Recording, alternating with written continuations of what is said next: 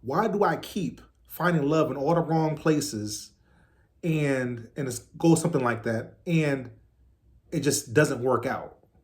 And I keep picking the wrong guy over and over again. Why? Why am I doing that, Coach Julian? Here's why. You are choosing based on the familiar. Now, I talk about this topic a lot on this channel. You are choosing based on the familiar. If you go and talk to a therapist, they'll probably tell you something like, oh, you are compelled to fall into a compulsive pattern of familiarity, or you have a tendency to revisit unresolved patterns of childhood trauma, right? Now I try to throw in some big words in there to sound fancy, and hopefully I didn't butcher too many of them words, but that could be true. But the bottom common sense line for me to tell you is there's something that you feel comfortable with enough where you keep going back to it. And so, whether it stems from childhood, whether it stems from the way your father treated you or didn't treat you, so you're trying to find that exact same, you unconsciously look for the same thing in a man, and it ends up being somebody who mistreated you because your dad wasn't there for you, or your dad spoke down to you, or your dad didn't hug you. And so you like a man who's quote unquote rough and tough, and to the point where he disregards your feelings, but then it hurts you because truly no one wants to be with somebody who wants to disregard their feelings, but that's just what you're used to. So you become attracted to that, and then you just go repeat this whole vicious cycle. That could be it. So you got to stop choosing based on the familiar and choose based on compatibility. Now, what is compatibility? Some people will tell you, oh, they need to be just like me. I want somebody just like me. If you get somebody who's just like you, let's be real. How often do you like you? Now, you should love you. You should love yourself. You should love you. How often do you like you? Are some things about you that you wish you could change? So why would you want to date somebody and be with somebody and eventually, right, it's supposed to be going towards marriage, and marry somebody who wants to be just like you, who is just like you? No. Find somebody that you're compatible with. Find somebody who's the yin to your yang. I don't believe in yin and yang, but the yin to your yang. Oftentimes, opposites attract because you balance each other out. If one person is a little chatty and another person just a little bit quiet, it tends to level out.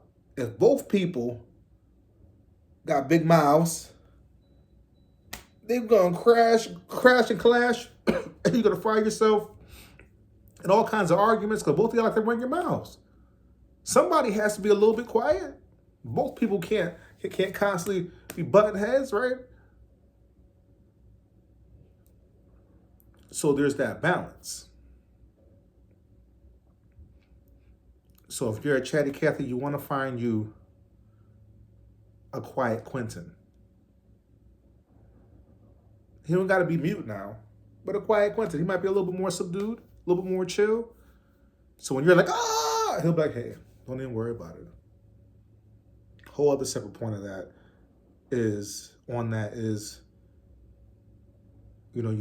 want somebody who's God-fearing. You want somebody who can pull you out of your mess and just say, hey, God got us. You want somebody with some discernment. They ain't got to be world-class speaker, preacher, teacher, world-renowned, fill in the blank. World-renowned evangelists. But they should have some level of discernment and some understanding of the Holy Bible and God's Word. Understanding that, hey, we don't always got to be so hyped up because God will take care of everything that we need. So you might need somebody to balance you out. If you're a little more on the quiet side, you might need you a chatty Cathy to help pull you out of your shell just a little bit at times where you may want to retreat. Now, personalities are personalities. You know, you may choose that may be more comfortable for you to be a little more quiet. Believe it or not, I'm more on the quiet side, and my wife is a little bit more chatty. But we mellow each other out and balance each other out. But there are times where I'm hyped up. I might actually be an ambivert. I don't know. Y'all tell me what that actually is. I'm quiet, but sometimes I can be loud when it's purposeful. So maybe that's ambivertism, if that's a word. But we balance each other out, and it works.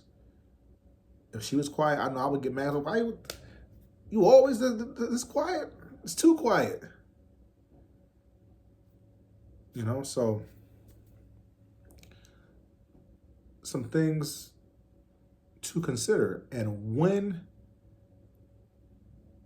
it feels like your last man. Now, if your last man ain't work out, when it feels like your last man, you know that's a red flag. Because you're doing something different, it's going to feel a little bit uncomfortable. And uncomfortable is okay, as long as it isn't painful, right? It shouldn't be painful. If you go and try on a pair of shoes and all your toes crunch up and your ankle goes like this and you got to walk like this, that's pain. But if there's a little bit of friction as you put on the shoe and then you go in there and it's nice and comfortable, you can spread your toes, wiggle around, get comfortable. I learned this because I was wearing too tight shoes for the longest time. And I got one foot that's a whole size and a half bigger than the other foot, believe it or not, which is crazy. They told me it's common. So they told me you need a wider shoe and you should be able to move your toes around. For years, I thought your toes had to be crushed up. But now I have sneakers where I can move around. Now I can play basketball, play volleyball, all kinds of things. Was call myself being a runner. I'm not a runner, but call myself being a runner. Crunched up feet. I was in pain because I thought that pain was normal. Thought it had to be tight, but it should be. You should be able to feel around a little bit. So when you find somebody, make sure you can feel around a little bit. And if it's a little bit uncomfortable at first, it's okay. And then see if you settle on in. And if there's pain, then we refrain and then we move on. So I'm Coach Julian.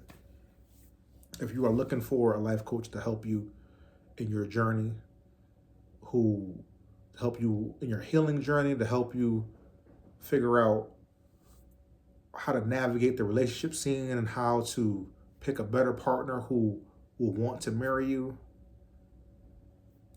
If you're looking for somebody to walk with you, if you're looking for somebody to be even a motivational friend, if you're looking for somebody who can help hold you accountable to achieving your goals and wants more for you and wants to push you gently,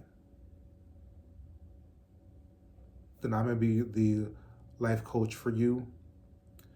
I help folks heal from bad relationships and bad breakups and bad situations in their lives, help them move on, help people figure out what's blocking them in life and preventing them from moving forward. And I provide a structured plan to help you get to where you want to go. So, and it's all governed by God-given principles and God-given insight and wisdom. So if that's you, give me a shout. My mentor.life/Julian Hill, or you can also leave me a comment and I can get back to you and we can figure that out. Or you can also just send an email to support@coachjulianhill.com and just say, hey, I'm looking for a coach. And I'll get back to you and we can move forward. If you just like the video, you're just here to listen to the video, that's fine too. I appreciate everybody who comes to visit, leaves a comment and a like, and just give me a shout and just say hi.